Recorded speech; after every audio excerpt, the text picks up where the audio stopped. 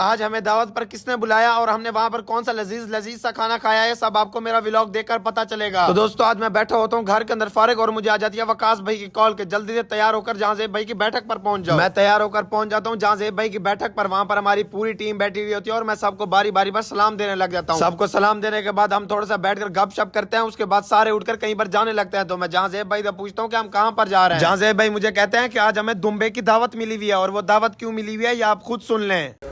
उस्मान भाई कहाँ पर लेते जा रहे हो यार हमें? यार एक भाई ने दावत दी है शादी की, अच्छा मवान ने, तो बस वहीं पे चल रहे हैं। आज वहीं पे चल रहे हैं। चलो यार बस दूल्हे के साथ हम भी।